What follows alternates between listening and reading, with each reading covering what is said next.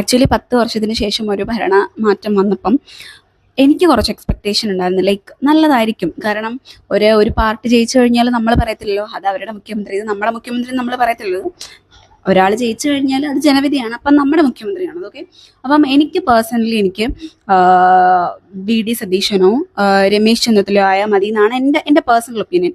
എനിക്ക് കെ.സി. വേണുഗോപാൽ ആവുന്നതിനോട് എനിക്ക് എൻ്റേതായിട്ടുള്ള കുറച്ച് എതിർപ്പുകളുണ്ട്. അത് മുമ്പ് അദ്ദേഹം പറഞ്ഞിട്ടുള്ള ചില കാര്യങ്ങളിലുള്ള എതിർപ്പാണ്. എനിക്ക് അദ്ദേഹത്തിനെ മുഖ്യമന്ത്രിയായിട്ട് എനിക്ക് ചിന്തിക്കാൻ പറ്റില്ല പേഴ്സണലി. സോ വി.ഡി. സതീശനോ രമേശ് ചെന്നിത്തല ആണെങ്കിൽ ബെറ്റർ ആണെന്ന് എനിക്കുണ്ട്. കാരണം എനിക്ക് രണ്ടുപേരെ ഇഷ്ടമാണ്.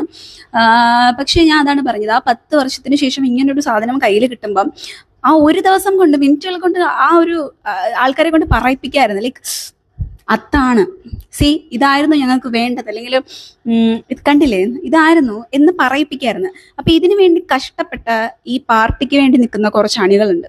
അപ്പം ആക്ച്വലി അവർക്ക് ആ ഒരു വിജയം പോലും അവർക്ക് നല്ല രീതിക്ക് ആഘോഷിക്കാൻ പറ്റിയില്ല എന്ന് ഈ പാർട്ടിയിൽ തന്നെയുള്ള പലരും എന്നോട് പേഴ്സണലി പറഞ്ഞു. കാരണം എൻ്റെ കുറേ ഫ്രണ്ട്സ് ഉണ്ട് കോൺഗ്രസ്സിൽ, പാർട്ടിയിലുള്ള ആൾക്കാരുണ്ട്. അപ്പോൾ അവർ തന്നെ അങ്ങോട്ട് വന്ന് പറഞ്ഞു. കാരണം ഇവിടെ ഇല്ലാതായി പോകുന്നത് ഇവരുടെ കഷ്ടപ്പാടാണ്, ഇവരിങ്ങനെ അങ്ങോട്ടും ഇങ്ങോട്ടും കിടന്ന് വഴക്കുണ്ടാക്കുമ്പോൾ.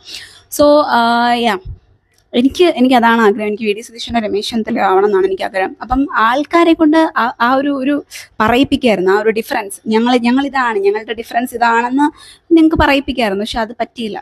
സോ ഇന്നെങ്കിലും പറഞ്ഞില്ലെങ്കിൽ ആക്ച്വലി ഭയങ്കര നാണക്കേടാണ് കേട്ടോ. എത്ര ദിവസം കൊണ്ട് നിർണായകമായ തീരുമാനം ഇന്നറിയാം. I am waiting.